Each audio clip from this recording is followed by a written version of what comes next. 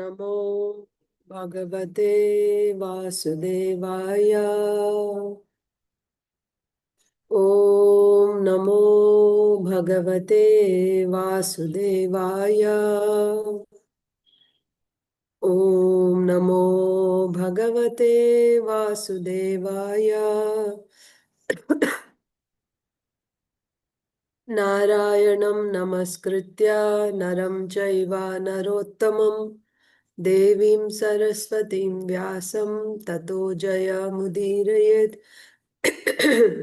नष्टप्रायेष्व भद्रेषु नित्यं भागवत सेवया भगवत्युत्तमश्लोके भक्तिर्भवति नैष्ठिकी। ॐ अज्ञानतिमिरान्धस्य ज्ञानाञ्जनशलाकया चक्षुरुन्मीलितं येन तस्मै श्रीगुरवे नमः।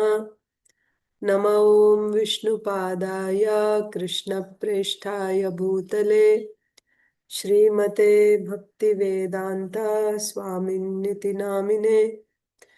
नमस्ते सारस्वते देवे गौरवाणी प्रचारिणे निर्विशेषा शून्यवादी पाश्चात्य देशतारिणे।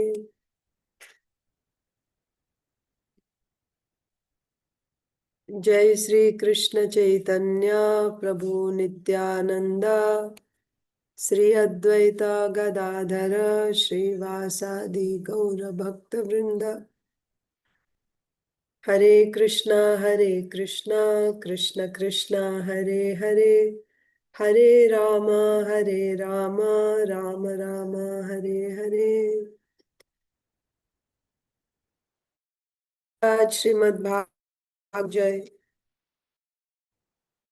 गीता की जय, श्रील प्रभु की जय। समवेत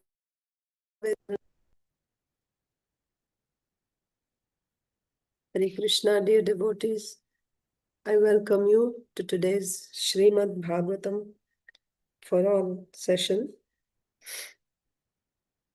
Today is March 22nd, 2026, and we are reading from Srimad Bhagavatam, Canto 10, Chapter 7, the killing of the demon Trnavarta. So yesterday we just completed the section about the killing of Shakatasura. Now we will begin the next section. So let me share the screen with you.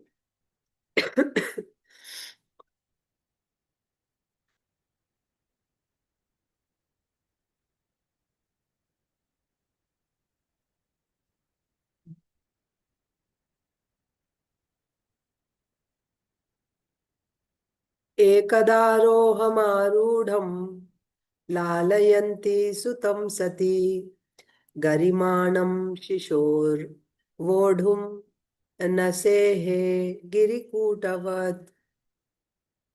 ekadāroham ārūḍhaṁ lālayantī sutaṁ satī garimāṇaṁ śiśor voḍhuṁ sehe giri-kūṭavat. So here, Srila Sukadeva Goswami is saying, ekada.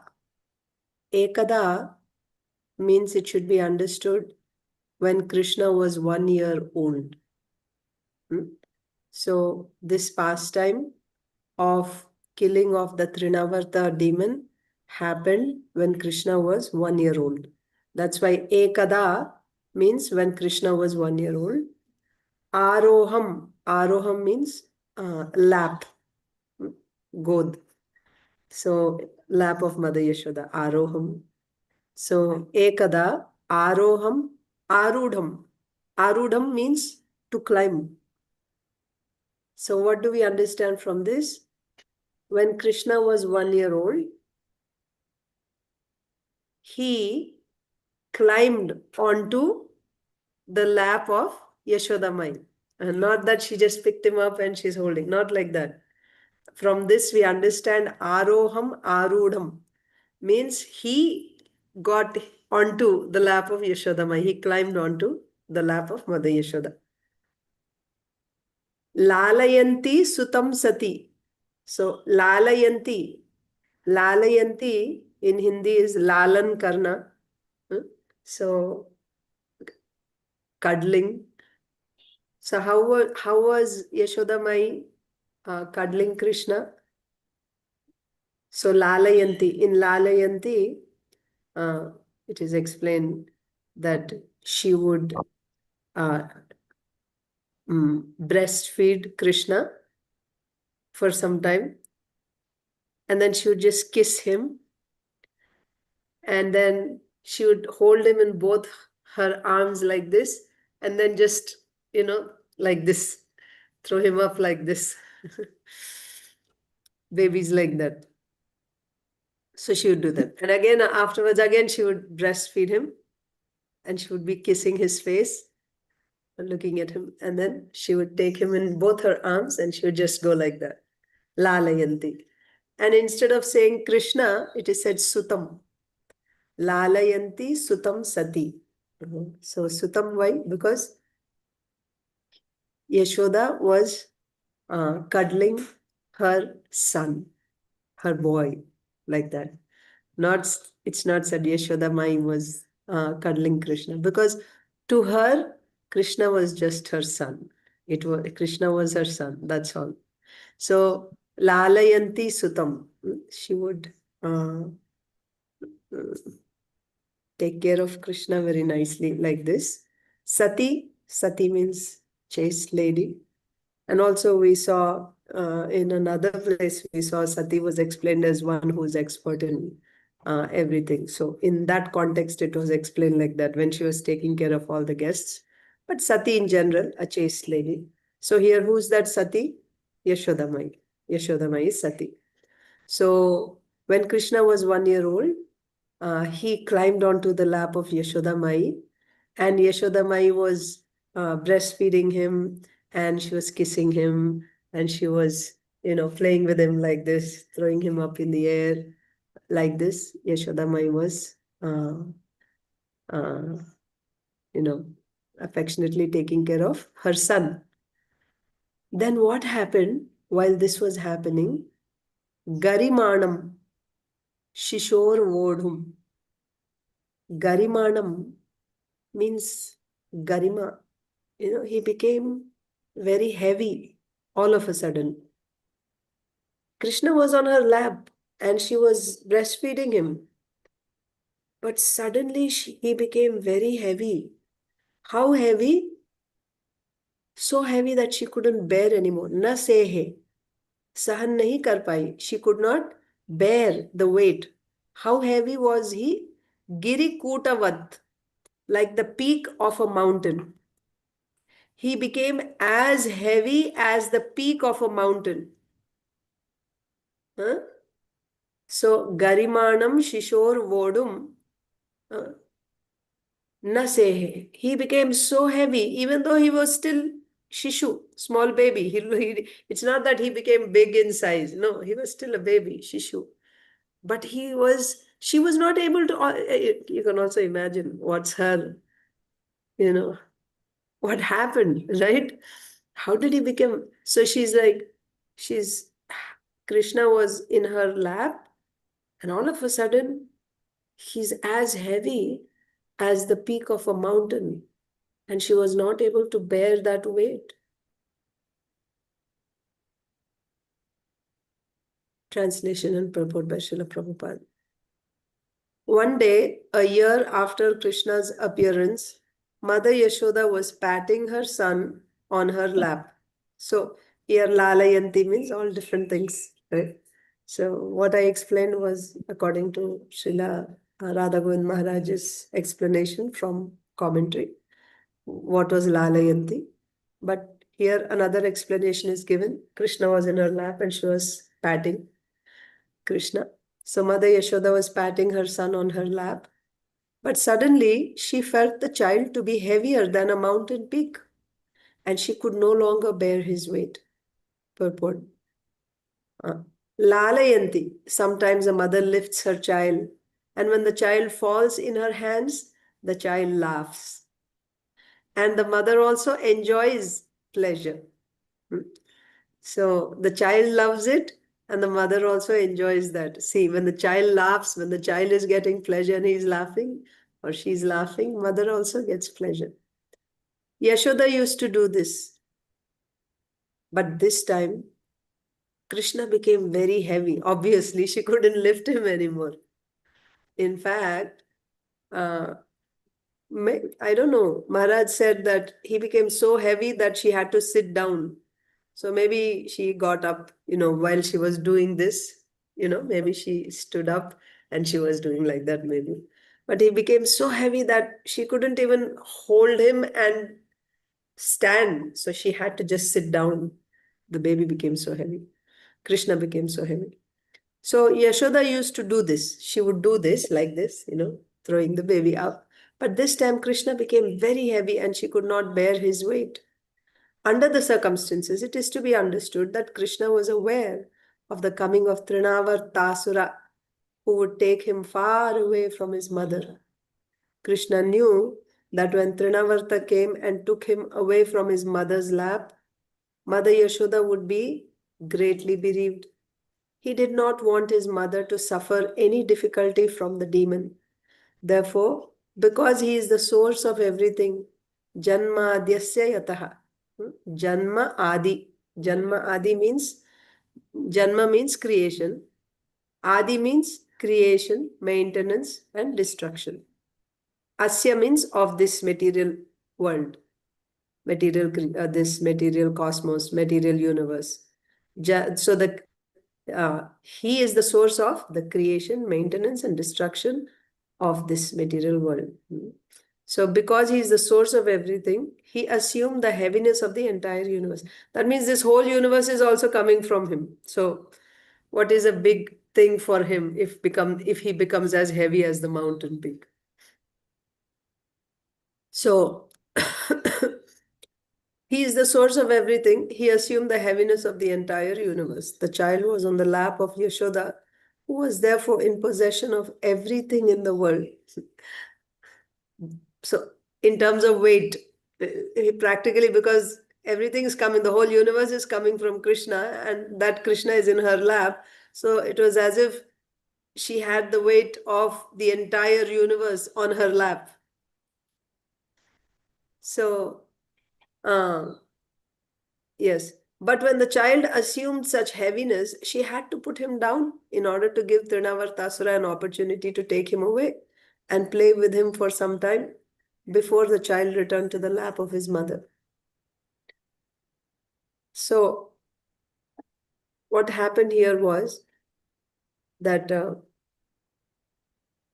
later on, when Kṛṣṇa lifted the Govardhan hill when he was 7 years old, after that, all the cowherd men got together with Nanda Maharaj.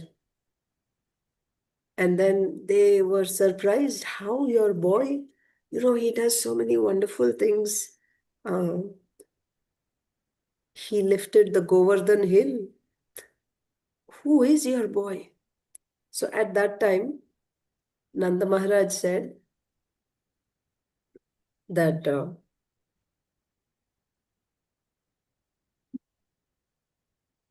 so they also said, like Putana was killed and Trnavarta was killed by him. Who is he? Like that. And then he just lifted the Govardhan hill. So at that time, Nanda Maharaj told them what Garga Muni told him about Kṛṣṇa. That this, your son has appeared in different colors, different complexions, and now he has appeared in this dark complexion. He also appears in 3 other complexions like that. And then he is like Nārayaṇa. He's as good as Nārayaṇa, like that. So Garga Muni said exactly, Nanda Maharaj said exactly what he heard from Garga Muni. Because the principle is whatever you hear from the spiritual master, you're supposed to speak exactly the same thing. You cannot add or delete anything. You have to say exactly the same thing, whatever you learn from the spiritual master. So therefore, Nanda Maharaj, whatever was said to him by Gargamuni, he said the same thing, exactly the same thing to all the cowherd men. So this is what Gargamuni said. And that he also said that we should protect him carefully, like that. So he said it like that, whatever he heard from Gargamuni, he said.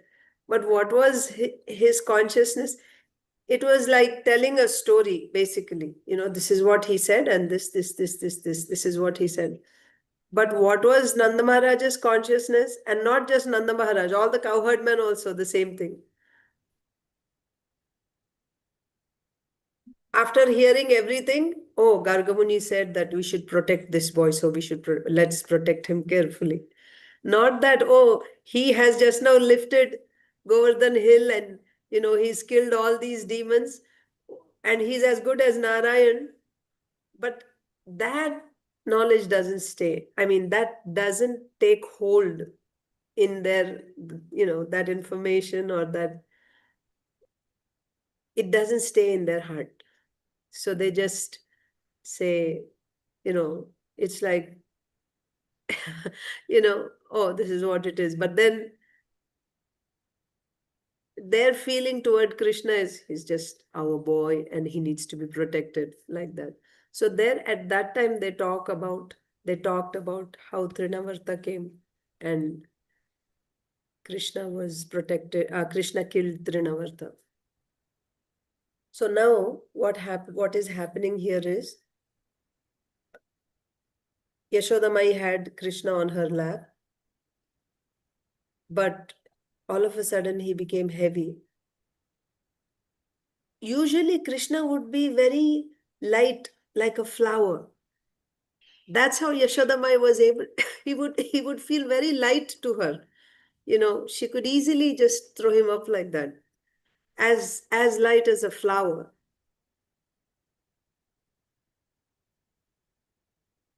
Because what is the purpose of becoming heavy in mother's arms? So he would just be very light. But Krishna understood that Trnavarta is coming. So this incident happened after Putana was killed and Shakatasura is killed. We read about Shakatasura's killing. That happened when Krishna was 3 months. It was 3 months after Krishna's appearance. There's one more Rakshasa that had come in between. This is an additional pastime that His Holiness Radha Govind Maharaj said.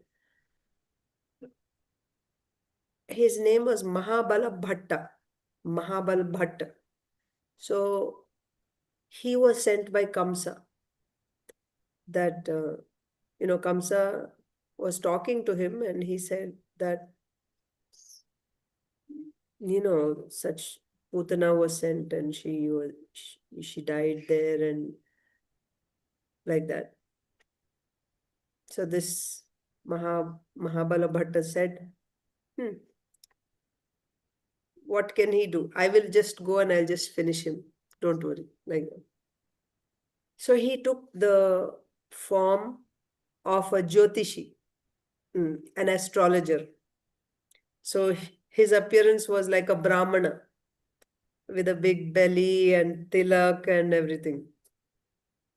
And then he came to Vraja, to Nanda Maharaj's house.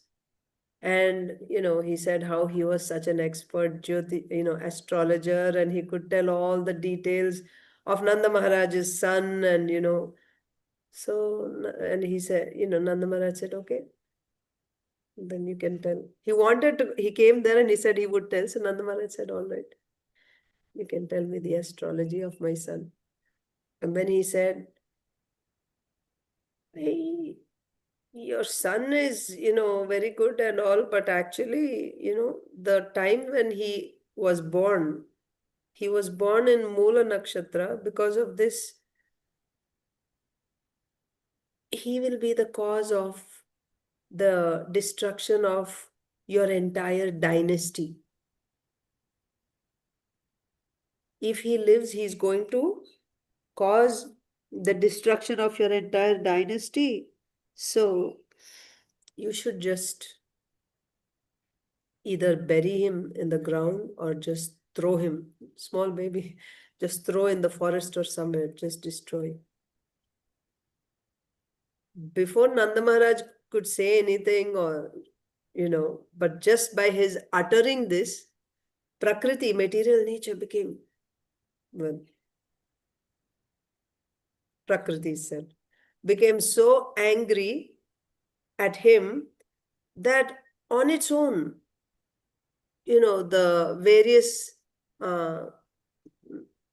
implements, that are there at home in the kitchen, like when pestle and mortar and other things like stones, on their own, they started, it's not that somebody's picking them and coming and beating him. They started flying in the air and coming and hitting this Mahabala on his head and on his body. He was literally running for his life, but all from Prakriti, everywhere, sticks, stones, they would just come and start hitting and beating him. And after getting beaten like that, even without Krishna's having to touch him, he was finished there. So this is also one demon that we don't read in Krishna book. I heard from Radha Govind Maharaj's lecture. And this happened before Trnavarta's coming. So after all these demons are killed, Putana was killed, Shakatasur was killed, then this Mahabala was killed. Now came Trnavarta. How did Trnavarta come? He came in the form of a tornado, right? Like a whirlwind. And Krishna knew that Trnavarta is coming.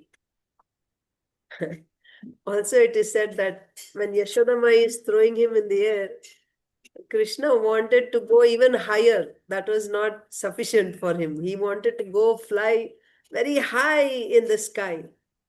So Trnavarta was coming, so Krishna was like, okay, now I'm going to get a ride in the sky. He would be flying. But then he became concerned, if I'm in my mother's lap, then when Trnavarta comes to pick me up, then he will take Mother Yaśodā also in the sky. And if she is going all over in the sky, she wouldn't be able to handle that. She'll probably faint or something. So Krishna wanted to protect his mother from all that anxiety. He is the Supreme Lord. He has no problem. He'll just fly around and he'll have a good time. But he was concerned for Yaśodā. He didn't want her to suffer that. So therefore, he became heavy so that he wanted to get down from Yaśodā lap. So that's why he became so heavy, like a mountain peak. So then when he became so heavy, of course, Yaśodā was, she was, what was her feeling? We'll see. So about Krishna's becoming heavy, Srila Prabhupada is explaining here, what is so difficult for Krishna to become heavy? He is the source of everything. He is the source of everything, the whole universe. Why just the whole universe?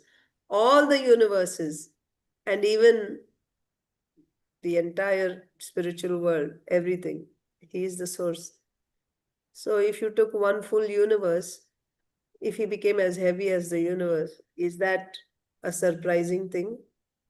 No, it's not, because he is the source of janmadhyasya yataha. That is explained. So also Srila Vishwanath Chakravarti Thakur says, Yaśodā felt great bliss by placing Kṛṣṇa on her lap and lifting him up in the air with her 2 hands. Suddenly Kṛṣṇa became as heavy as a mountain top, and Yaśodā could no longer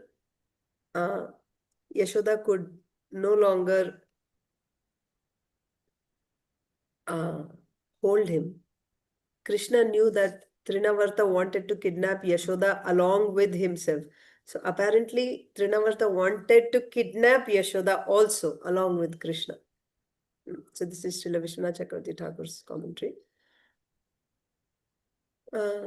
So what did Kṛṣṇa think? He thought he displayed his Aishwarya Shakti in order to prevent any pain coming to Yaśodā. He didn't want Yaśodā Mai to go through any suffering, any difficulty. So that's why he displayed his opulence. What type of opulence? Of becoming very heavy. Becoming heavier than the heaviest, Kṛṣṇa forced Yaśodā to place him on the ground.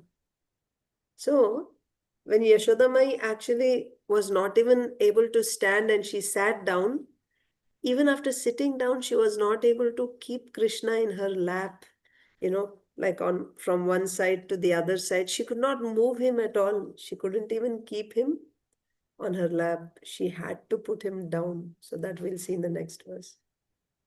And then, so also this is Srila Vishwanath Chakravarti Thakur's point, that Kṛṣṇa is thinking, Yaśodā, that means my mother, can only lift me a little, right? She can lift me little. But I want to play in the sky. I want to go very high. So if Trnavarta came, he could go. Not if, Trnavarta was coming for that. So Kṛṣṇa was excited, happy, ready for that. So therefore he became so heavy, so she will put him down and he can get his ride like that. So, and then when Trnavarta came also, he let the Asura take him. How that happened, we will see.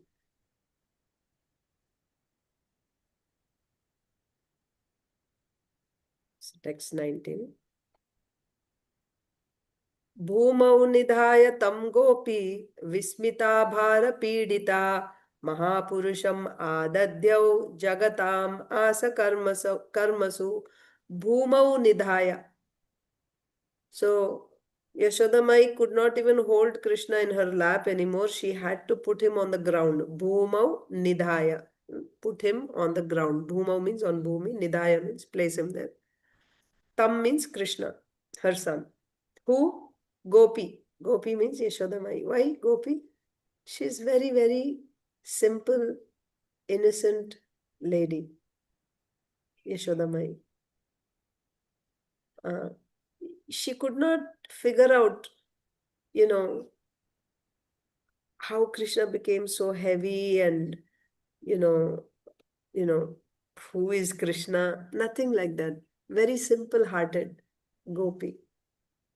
So, of course, no doubt that she was surprised. Obviously, she's surprised. That's why vismitā is said.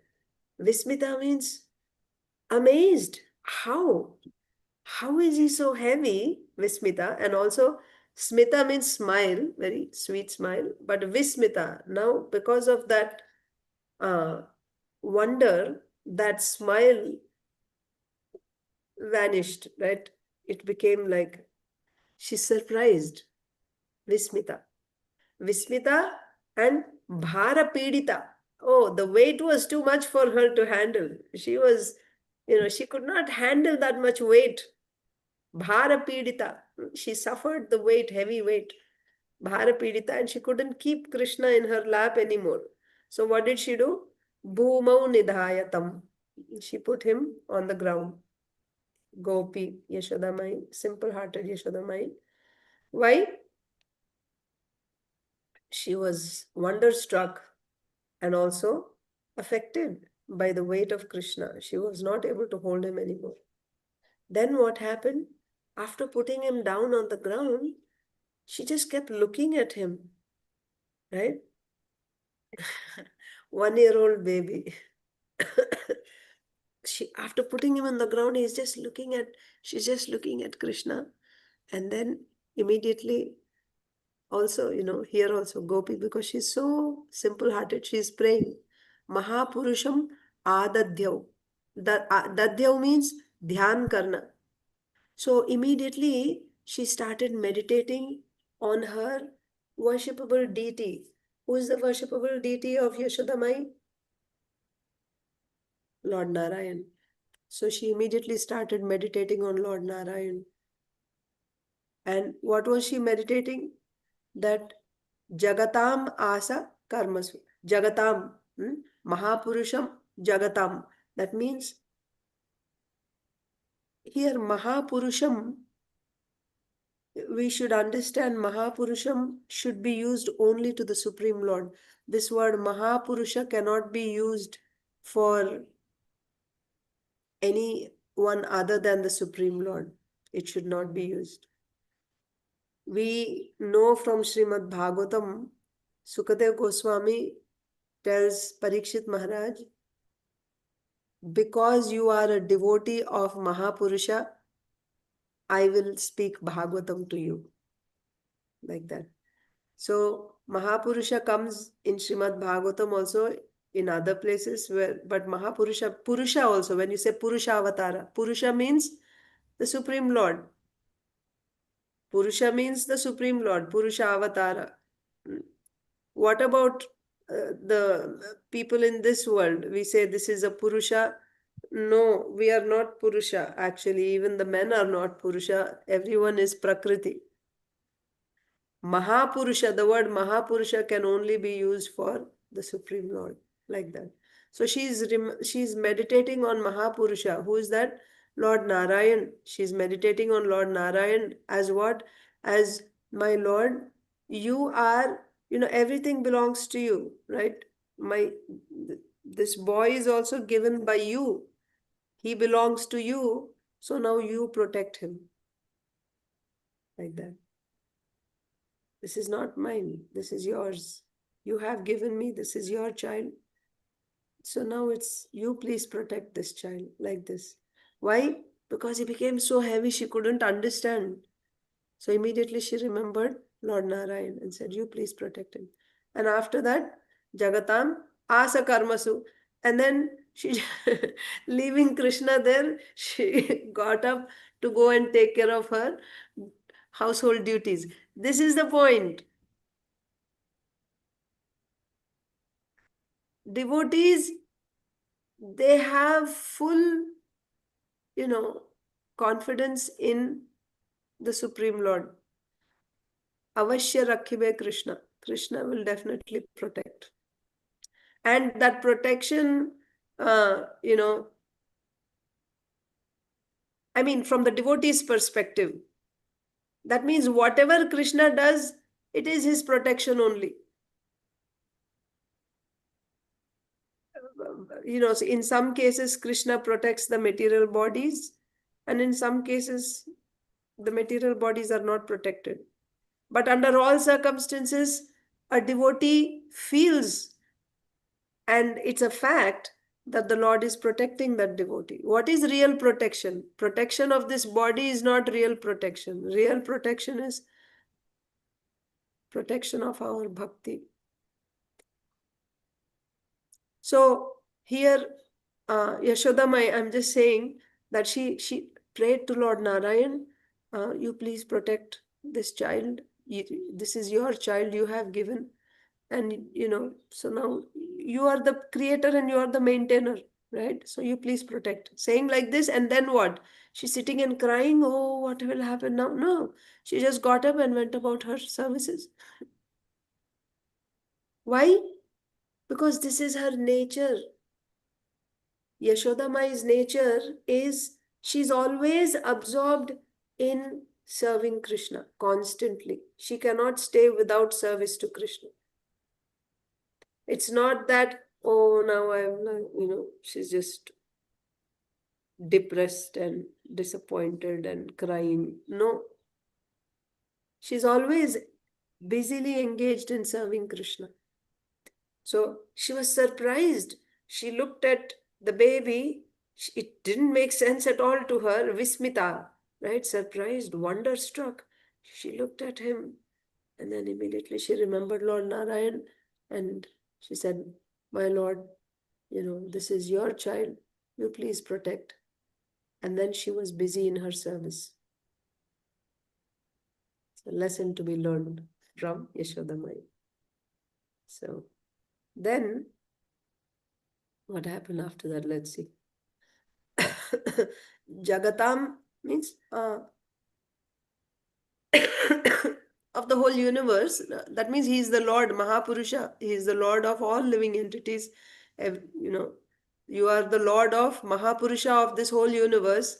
That means you are the protector and maintainer of everyone here. So you please protect my child. That's her intention. Then she went about doing her duties, feeling the child to be as heavy as the entire universe and therefore being anxious, thinking that perhaps the child was being attacked by some other ghost or demon. So, what's the other point? That why he became so heavy? Maybe some other ghost has attacked. That's why he became so heavy. So perhaps the child was being attacked by some other ghost or demon. The astonished mother Yaśodā put the child down on the ground and began to think of Narayan.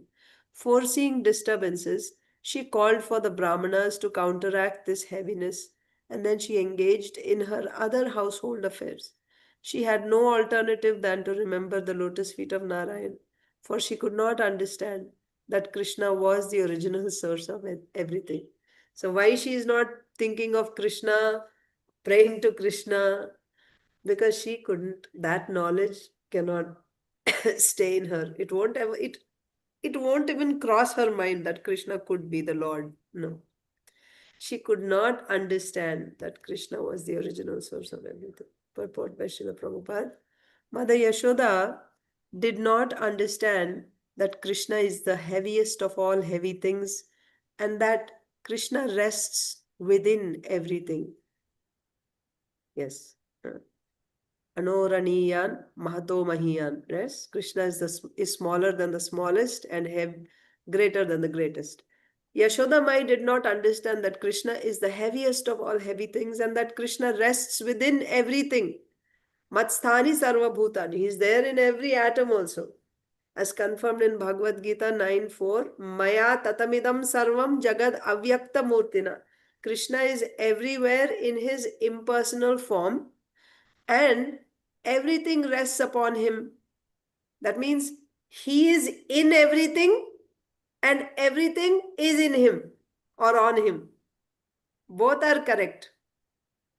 He is in everything and everything is in him. How? So as Kshirodakashayi Vishnu, he is in every atom and between two atoms. He is there in everything. And also as Brahmajyoti, he is all pervading. So he is there everywhere, inside, outside. Now in Bhagavad Gita, the next verse that we are going to read is the same thing. He's there inside, outside of everything. So Maya tatamidam sarvam jagat avyakta murtina. That is Brahman, right? Avyakta. So in that way also he is there everywhere in everything. But also as Paramatma, he is there in everyone's heart and also in every atom. But everything is in him. How is everything in him? As Virata Purusha. Yes, all bodies are in the Virata Purusha. So everything is, or you can take as Karanodakashayi Vishnu. Everything is coming from Karanodakashayi Vishnu. So everything is in him. He is in everything as Kshirodakashayi Vishnu. And everything is in him as Karanodakashayi Vishnu. Yes.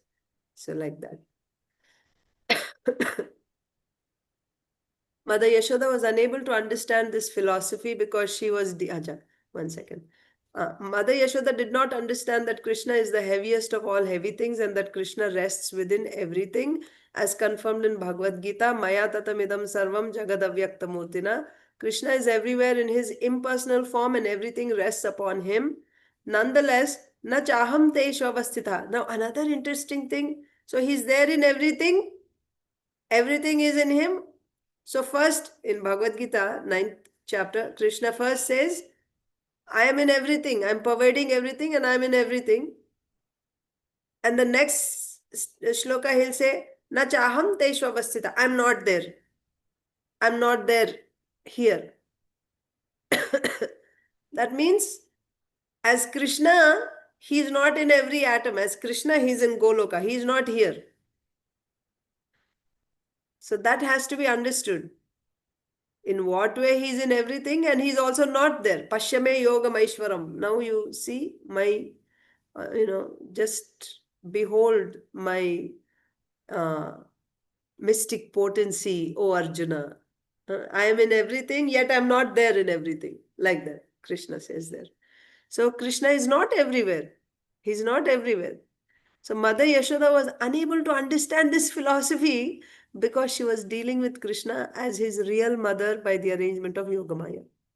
So she is not able to see Krishna as that Lord. No. She sees Krishna only as her little son, her boy.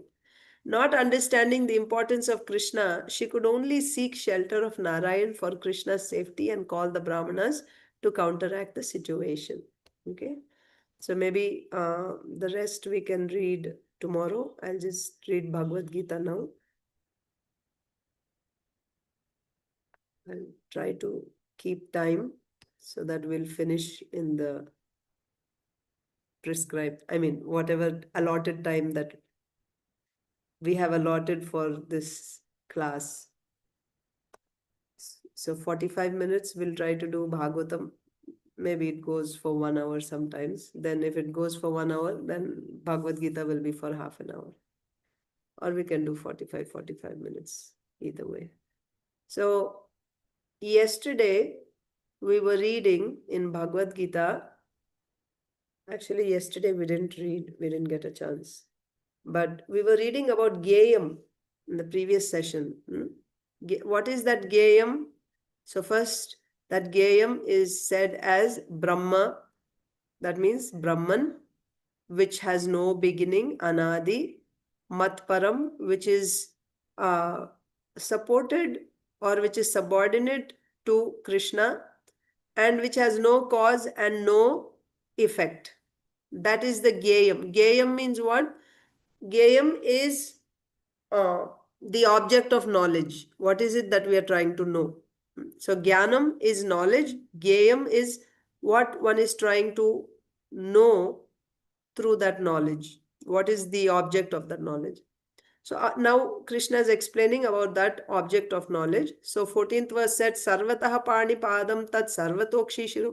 That means that Geyam has his hands, legs, heads, eyes, heads, faces, then ears, everywhere. And he's all pervading. Who is that? He has his hands, legs everywhere means we are talking about the Lord as Paramatma, Virata-purusha. Okay. So here we are talking about Brahman and the same. Absolute truth is only one. So you can either address that absolute truth as Brahman or Paramatma or Bhagwan, but that's only one. So here we are seeing that Krishna is saying that Geyam is Brahman, and here that Geyam is none other than Paramatma. Okay. And then the next verse is saying, Sarvendriya Gunabhasam, he is the source of all senses. Sarvendriya Vivarjitam, but he has no senses. So here we should understand this is Garbhodakshaya Vishnu. He is the source of all senses because Virata-purusha is coming from him. And Virata-purusha has everything, right? All the senses, whatever we see in this material world, that's there in the Virata-purusha. So Sarvendriya Gunabhasam, he is the source of all senses. But however, he himself is free from all senses. How is that? Because he does not have material senses that we know of. Right? He doesn't have material senses. Therefore, he has no senses himself. Asaktam sarva brichaiva. He is the maintainer of everyone. Right? Bharta means maintainer. Bharta. So he is the maintainer. Brichaiva. He is the maintainer of everyone, everything. However, he is asaktam, he is unattached. So we discussed that at length yesterday, how it is everyone in the conditioned state becomes attached to his or her creation. And that's why we are attached to our children, our anything that we create, right? We build a house or whatever projects we do, we become attached. When we create something, we become attached to it. We claim proprietorship. The Lord is just the opposite. And not only is he creating, he is the creator, he is the maintainer, and still he has no attachment. That's his special quality. Asaktam, sarva brichaya. Nirgunam guna bhoktrucha. And he is the master, right? Bhokta, right? Nirguna. Guna bhoktrucha. So he is the master of the modes, gunas. But he himself is free from gunas. The gunas don't touch him. So these are the qualities of that geyam. So that also we discussed yesterday. So now we will read the next verse. So Krishna is still talking about that geyam, the object of that knowledge. Remember, the last 6 chapters of Bhagavad Gita are dealing with Jnana Yoga. Therefore, what is the goal of Jnana Yoga? Merging into Brahman. So that's why when we talk about Jnana Yoga, absolute truth is described as Brahman. So here that Gyayam is being described. Jnanam Gyayam. So at the beginning of this section, Arjun asked 6 questions. What is Kshetra? What is Kshetragya? What is Jnanam? What is Gyayam? What is Prakriti? What is Purusha? So Krishna is now talking about Gyayam. Verse after verse after verse. Bahirantascha bhutanam acharam charam cha सूक्ष्मत्वात् तदविज्ञेयं दूरस्थं चान्तिके च तत् बहिरन्तश्च भूतानाम् अचरं चरमेव च सूक्ष्मत्वात् तदविज्ञेयं दूरस्थं चान्तिके च यत् बहिरन्तश्च भूतानाम्. That gyeyam, that object of knowledge, right? What is that? The absolute truth. Either Brahman, Paramatma, Bhagwan, whatever you want to call. He is bahir antascha bhutanam. He is outside and also he is inside of all living entities. He is outside of all living entities. He is also inside of all living entities. How is he outside of all living entities? He is outside of all living entities as the Lord who is there in the spiritual world. Isn't it? He's outside.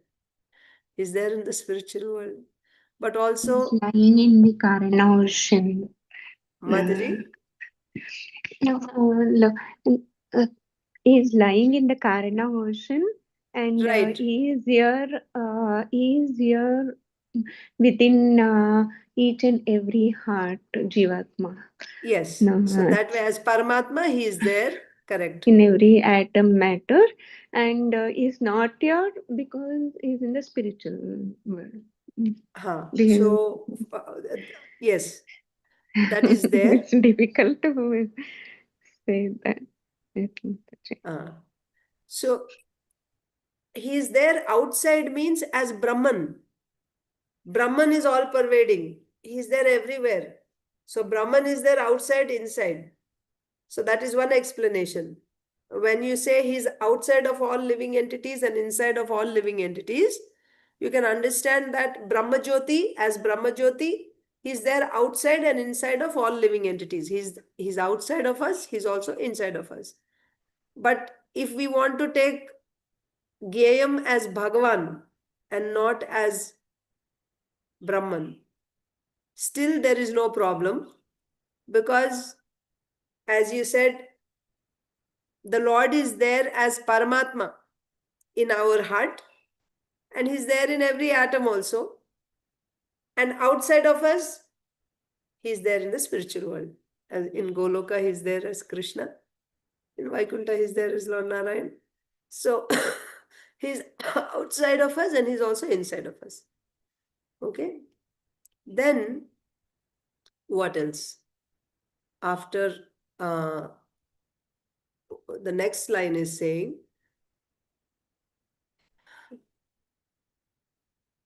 Acharam charam evacha. Charam, acharam means immovable.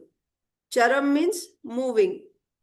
So the moving and non-moving beings. He's there inside and outside of all moving and non-moving beings. What are non-moving beings? Like trees, for example, right?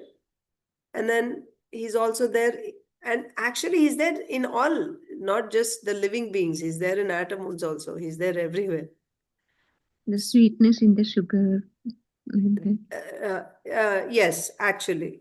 So because he's there in every atom, that is why that particular object, that particular thing has its quality, right? Water atom has the quality of water. Sugar atom has the quality of sugar, sweetness, like that. How it has that quality? Because the Lord enters as Paramatma. So that is there. But acharam charam evacha means moving and non-moving beings. He's there. And inside and outside. Sukshmatvat tad avigyayam. Although he's there everywhere, still we are not able to see him. Yes? He's there everywhere. So he's there in front of my eyes. He's there in, everywhere. But I'm not seeing him because sukshmatvat. He's so subtle. We cannot see him with our gross material senses. We cannot grasp him. We cannot comprehend. We cannot experience. We cannot experience him with gross material senses. When you say senses, not just your eyes, ears, nose, hands, but also your mind, intelligence cannot understand. Why? Because they're all made of external energy. My intelligence, my mind, my body, my senses, they're all made of Krishna's external energy. External energy is inferior. The other day when we discussed Mahamaya and Yogamaya's functions, you saw Mahamaya's function is limited compared to Yogamaya's function. Like that, the external energy is called inferior energy. It is jada. It is not even conscious. Whereas the internal energy is very, very powerful. Now, Kṛṣṇa and all his attributes are made of his internal energy. And my instruments to grasp him are all made of an inferior energy, external energy. That is not sufficient. Kṛṣṇa is inconceivable for one with senses made of external energy. He's inconceivable. You cannot see him because you don't have the instruments with which you can see him. Your instruments are not good. They are not powerful enough to see the Lord. Then what do we need? We need instruments that are now made of the internal energy. Then we can see him. So what is that internal energy? That internal energy is bhakti. Bhakti. So therefore, and how does that bhakti come to us? It comes in the form of another function of that bhakti, which is kripa, mercy. So when we get mercy from the heart of a devotee, now we are receiving that internal energy. So that is actually the beginning. It's not that immediately you're able to see Kṛṣṇa. No, not like that. You get the mercy first, and because of that mercy, you get little bit of faith. Okay? Little bit of faith. What type of faith? Now you get faith you get this inquisitiveness to know more. That's the type of faith you get. Because of mercy, you get this vishesha bubutsa, the desire to know more about a particular form of the Lord. Which form of the Lord? The form of the Lord which is worshipped by the devotee who gave you mercy. That sadhu who gave you mercy, right? And then also, when you get the mercy of a sadhu, you get the association of other sadhus. Because of initial sadhu's mercy, now you become desirous, right? You get some faith, so you want to hear. You want to hear. Because of that mercy only, you want to hear. And you are in the association of different sadhus, and you are hearing now, hearing. And while hearing, now you get this curiosity to know more details about the particular form of the Lord and the particular method of worship. Sometimes it can be deity worship, sometimes it can be Shravanam, Kirtanam, Bhajan, particular type of bhajan. And the form, maybe Lord Nārāyaṇa form, Lord Narasimhadev's form, Lord Krishna's form, like that. All this is dependent on the type of sadhu whose association you're getting, from whom you're hearing. So although initially you get mercy from one sadhu, now you start hearing from so many different sadhus, and you will get special attraction for one of them. And you will go on hearing from such a person. You accept that person as your guru, like that. And then when you get full, by hearing, all the doubts in the heart are resolved. Then when you get firm faith, right? Firm faith is dridha shraddha. Then now you 24/7 you're engaged in Shravanam Kirtanam, direct devotional service to Krishna. And then now you will, under the guidance, you take shelter of the spiritual master, and under the guidance of spiritual master, now you associate with the sadhus, sajatiya sadhus. Sajatiya means those sadhus who are worshipping the same form of the Lord as you and who are performing the same type of bhajan as you. You associate with them. You can say like our ISKCON community, like that, right? You associate with sajatiya sadhus. That is sadhu sangha. And then in that association, bhajana kriya, you perform bhajan. This is like after Dridha Shraddha, 24 hours one does like that. By that very soon, all the anarthas are destroyed because of this tīvra bhakti. 24/7, one is engaged in devotional service. Then after this, so now you're doing sadhana bhakti. This is sadhana bhakti, your bhajana kriya that you're doing in the association of sadhus. Anarthas are all burnt out, removed, destroyed. Not all, most of them are destroyed. Then when the anarthas are destroyed, your bhajan becomes steady. Before that, even though you're endeavoring to do 24 hours, sometimes you may fall down because of previous samskaras and aparadhas and anarthas, like that. But when most of the anarthas are destroyed, now your bhajan becomes steady. There's no more fall downs. Yes, you're endeavoring and also you're not falling down anymore. That is nishtha. Then by this type of bhajan, when you're doing without falling down, you become steady, then you start getting a taste for devotional service, ruchi. And then you get attachment. When you come to asakti, that attachment is not just for the service. Now that is shifted to the person, to Krishna. Your attachment is to Krishna now. Or before that, your attachment was to the service in ruchi. But when you come to asakti, now your attachment is to the person, Krishna. Like this. And so once you come to this stage, ruchi and asakti stages, you will shift to raganuga bhakti.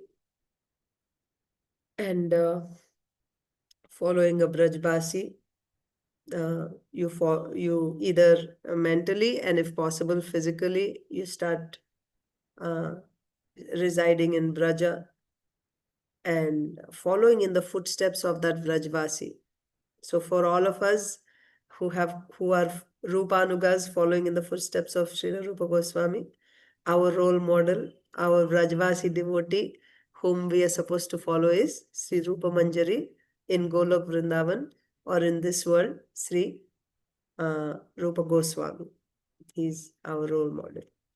So in this world, the devotee follows, yes, Mataji. In this world, the devotee follows the activities of Srila Rupa Goswami, the way he lived his life. But in the heart, in the mind, they will follow the activities of Sri Rupa Manjari. Yes, Mataji. Rajakishwari Mataji. Oh, sorry, I was muted. Mataji, what about following Tulsi Maharani? Because we have always have Tulsi Maharani in the house, Yes. everybody has. And Yeah. some people will be more attached to Tulsi Maharani than Rup Goswami because they never seen Rup Goswami, but they always see Tulsi Devi. That's so that will come little later, but we have been given Diksha in this line, in the line of Sri Rupa Goswami.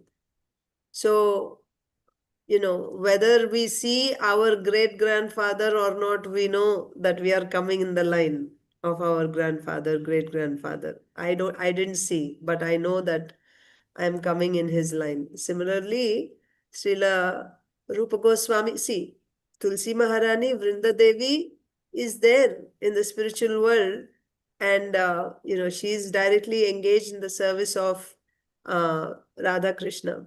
But the thing is, there are different relationships with the Lord. So in Nectar of Devotion, Bhakti Rasamrita Sindhu, we see in conjugal relationship with Krishna, first of all, there are Sambandhanuga and Kamanuga. Sambandhanuga means the others, like Dasya, Sakhya, Vatsalya. These come in Sambandhanuga. And Kamanuga means the conjugal relationship. In that conjugal relationship also, there are two types. One is the Sakhis, who are directly engaged in conjugal pastimes with Krishna.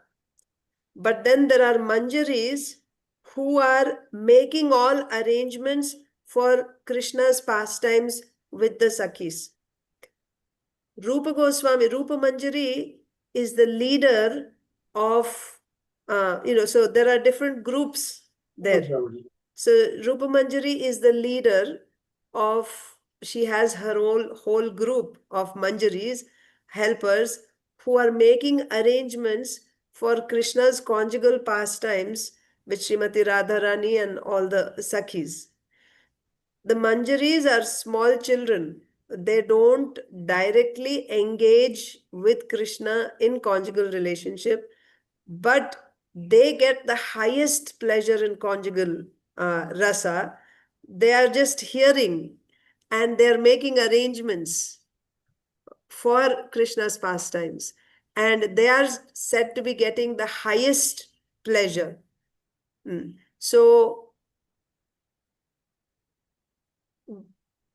So this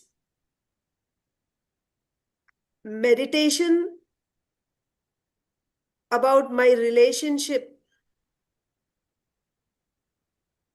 we should just understand that that's our relationship in future, because we are coming in the line. It's like when you're given the seed of a mango, you know that a mango tree will come from it. We have all been given the seed in the line of Sri Rupa Manjari, Sri Rupa Goswami. So it is understood that, we will be going in that direction. But the thing is, the stage at which we are now, we, for even after getting Dhrida Shraddha, it's not that immediately we just start in that relationship.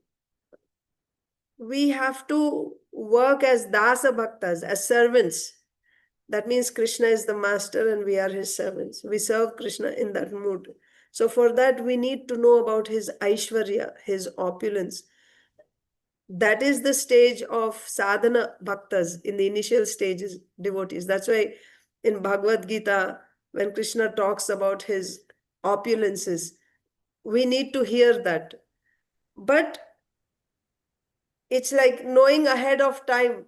That's where it is. But actual practice, some things can be done. Even now it is said, it's not discouraged completely that we should not, do anything in that relationship. That's not discouraged.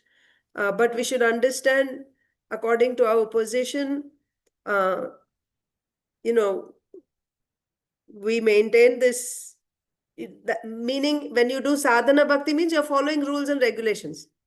In simple words, you're following the orders of Shastra, the system that is given in Shastra, the morning program, right? Following Ekadasi and engaging throughout the day in Shravanam, Kirtanam, you hear Bhagavatam, you hear various, prayers by various devotees, like that. And you're trying to engage all yourself. This is our practice now. So when we are worshipping Tulsi Maharani, of course, Tulsi Maharani is very dear to Krishna, right? We pray to Tulsi Maharani to please help us get a taste in chanting the holy names. And, when we make an offering, to please offer to Krishna, like that. That is there, certainly. But as far as the exact relationship, that will be revealed later on, Mataji. If there is something like that. But in general, for us, from what you say, it is understood that because we got initiation in this line, generally we can understand we are all followers of Rupa Goswami. We are going in that line only. But down the line, if you get some association of some Brajbasi, right, while you're practicing, it is possible. Always it is possible, and then it is all the association that we get. And you can keep going higher. And, when you get the association, and that association of Brajvasi, someone who's already living in Braja, that you get, how you associate with them, just like when you're hearing about Yaśodā Mai's pastimes. But these things happen in later stages. After you cross anartha nivritti, nishta, ruchi, asakti stages, that is where. So we will get hints and guidance at that stage from that Brajvasi, because these things are not achieved or earned, they are given. So if something like that is going to happen for someone, then it will be revealed. But in general, when we start, like when you enter a medical college, you know that you're going to be a doctor. Like that, because we got Diksha in this line, it is understood that we are Rupanugas, so we are following that line. Was that okay? Thank you very much. Yes, thank you. Yes. Hare Krishna. Okay.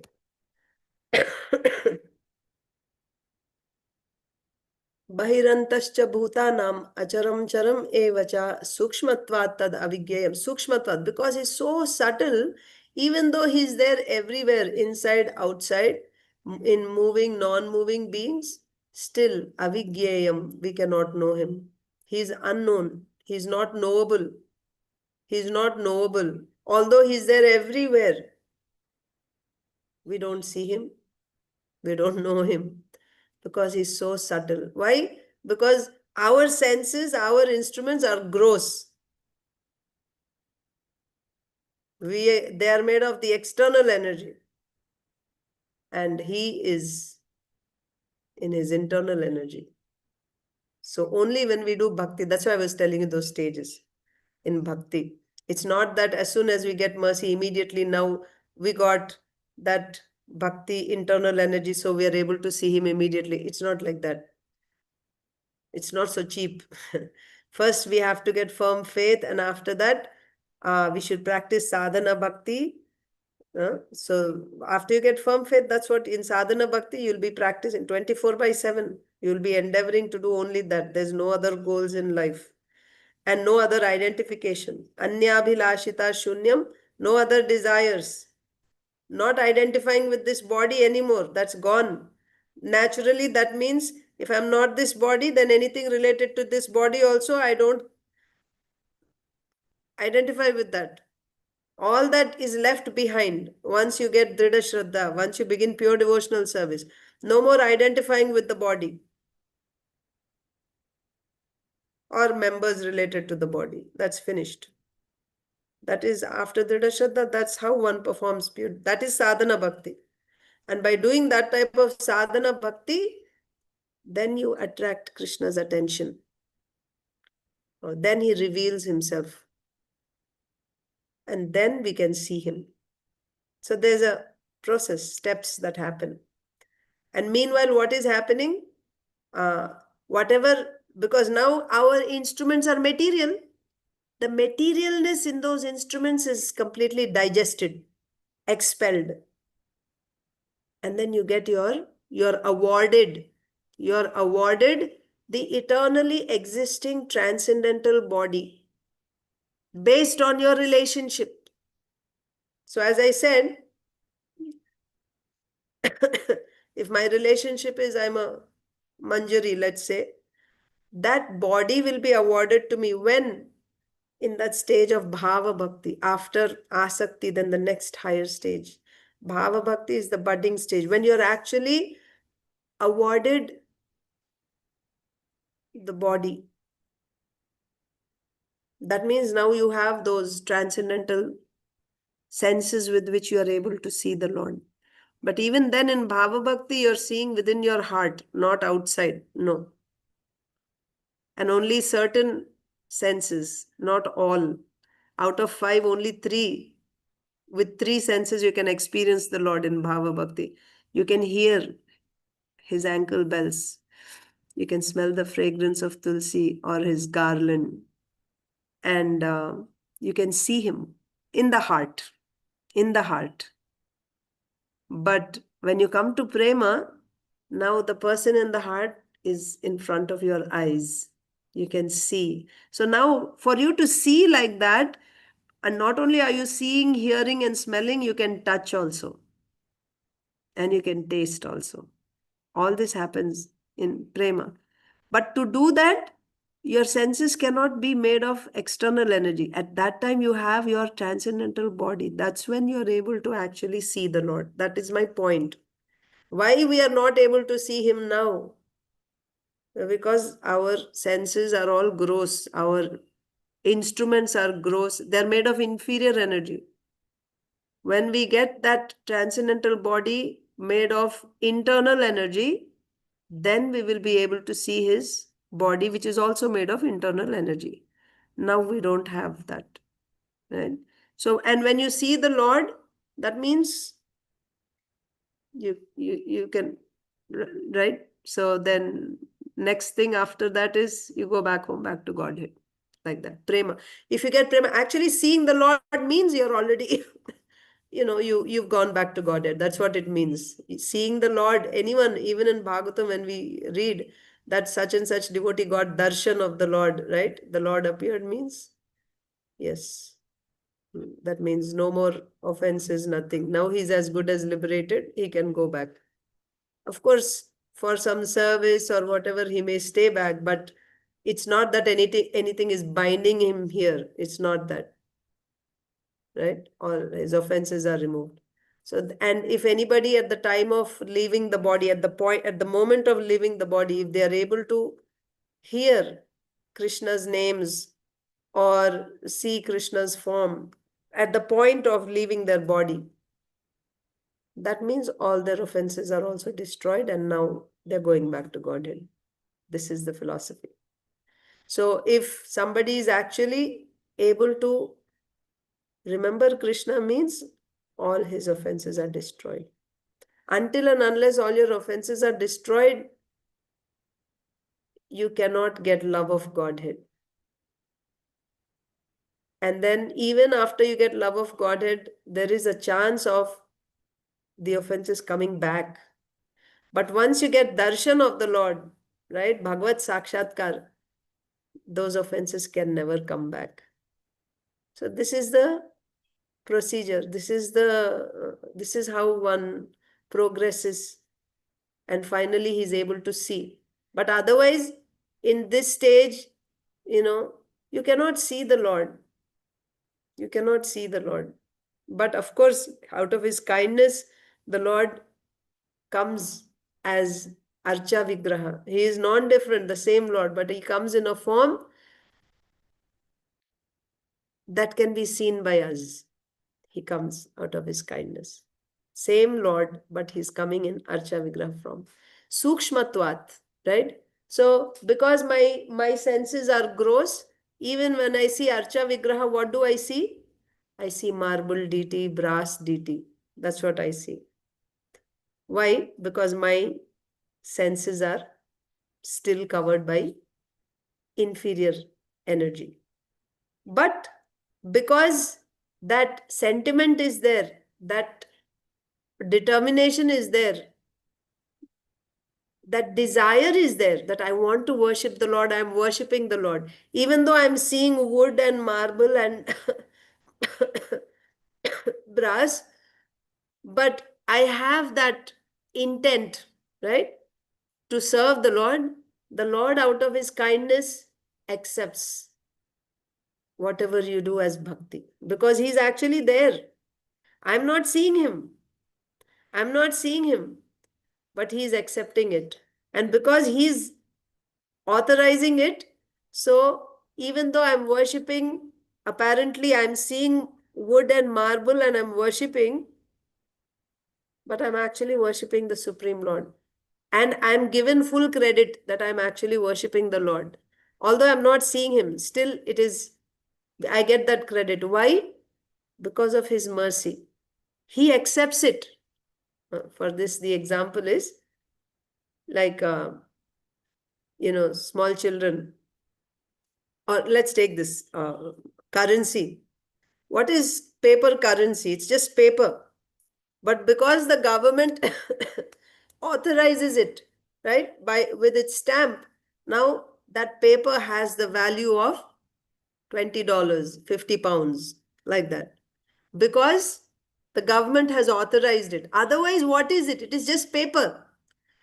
But if you make a same paper like that, and if you say this is 50 pounds, will anyone accept it? No, it has to be authorized. Similarly, the deity form is authorized by the Lord. Even when we chant the Maha Mantra, right? My senses, my tongue is still covered, by the inferior, made of the inferior energy. I cannot touch the Lord. How I'm able to come in touch, how I'm able to come in touch with the Supreme Lord who is transcendental? How can my material senses touch the Lord, right? The Maha Mantra is the Lord himself, internal energy. How am I able to contact? Actually, I'm not able to contact. The reality is I'm not. That is why it is said, when you're chanting also, there are various levels of chanting, isn't it? Shuddhanam means at that stage you're actually, you are actually coming in contact with the Lord. But before that, I'm not. However, that intention is there, and to encourage us, the Lord accepts. Yes, you are actually chanting my names and you are doing, and he accepts that service. He's accepting it. Even though my instruments are insufficient. This is just his kindness. Like another example is like a mother. If the mother is cooking in the kitchen, a real rice, dal, sabji she's cooking, and the small child, 3 years, 4 years old, she says, I also want to cook. So she has her little play kitchen set, and then she's imitating, right? And then she says, Mommy, I made rice, dal, and sabji. It's just wooden pots and there's nothing inside. But she says, I made this. What does the mother do? And, oh, let me taste it. Wow, so nice. You made really nice sabji today.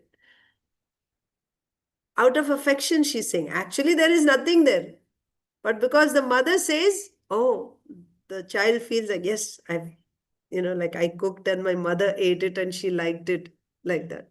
So like that, Kṛṣṇa, out of his kindness, because he's authorizing it, now that is accepted as bhakti. So yes, in the initial stages also we are doing bhakti, but that is bhakti because Kṛṣṇa is accepting it. So this is explained in the 87th chapter of the 10th canto, Veda Stuti. So the details, whatever I told you, this is explained there.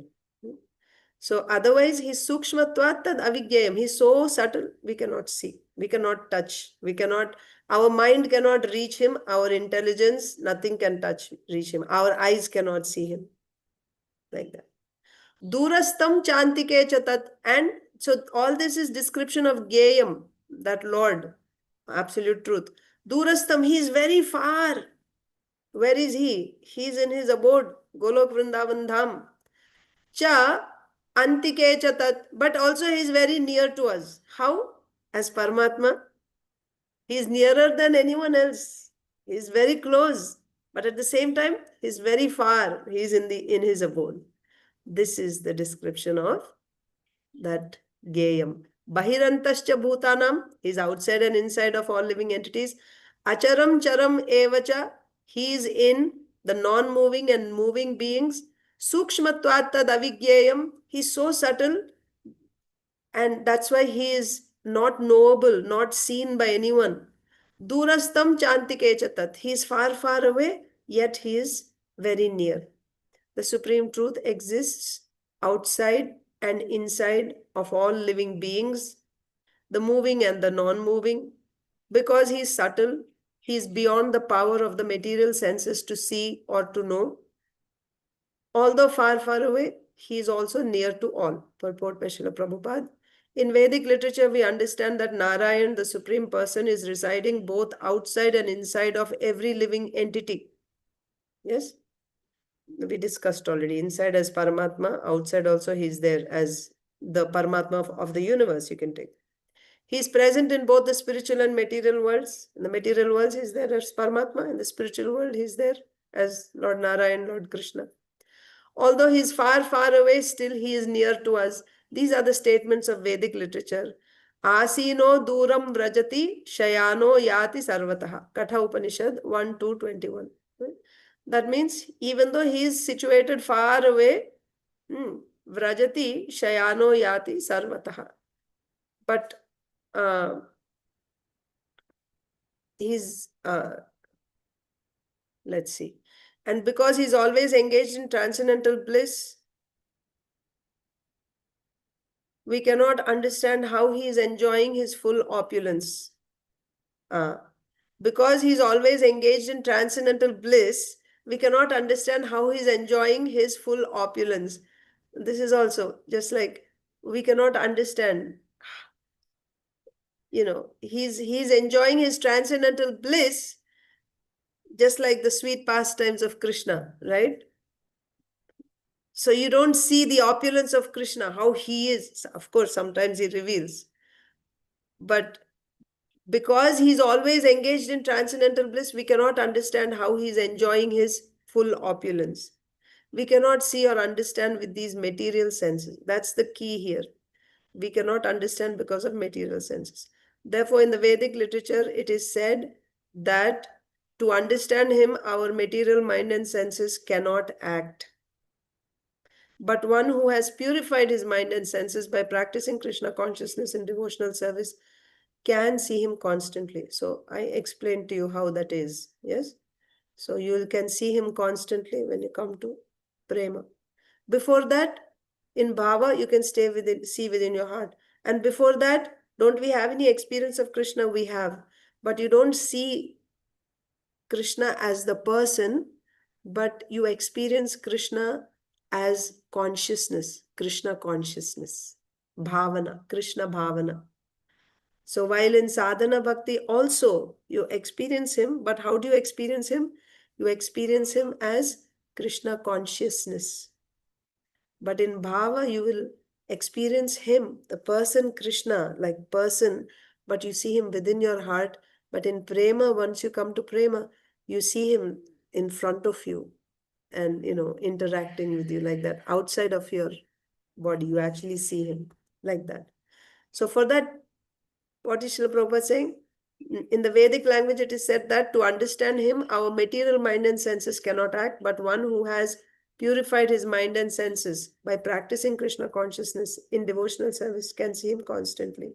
That's why we have to spend our energy in devotional service, Shravanam, Kirtanam, Archanam, Vandanam, like that. It is confirmed in Brahma Samhita that the devotee who has developed love for the Supreme God can see him always without cessation, right? Premanjana churita, Premanjana churita. How does it go? Premanjana churita. Bhakti vilochanena santah sadaiva hridayeshu vilokayanti. Hridayeshu vilokayanti. They're saying in the heart. Yam Shyama Sundaram Achintya Gunaswarupam, the beautiful form of Shyam Sundar. Govindamadi-puruṣam tamaham bhajami. Who is able to see?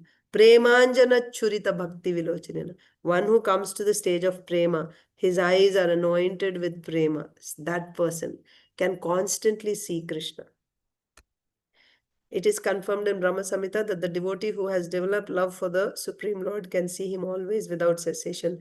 And it is confirmed in Bhagavad Gita 11:54 that he can be seen and understood only by devotional service. Bhaktya tvananyaya shakya. When is it possible? When you do ananya bhakti. What is ananya bhakti? Pure devotional service. When can we do pure devotional service? When we have dhrida shraddha. That's when we can do pure devotional service. So I will stop there. Thank you all so much for joining even on Sunday. Grantaraj Srimad Bhagavatam ki jai, Srimad Bhagavad Gita ki jai, Samavita Gaur Bhakta Vrinda ki jai. Vancha kalpatarubhyascha kripa sindhubhyascha patitanam pavanebhyo vaishnavebhyo namo namaha. Hare Krishna. Thank you. Thank you, Mataji. Hare Krishna.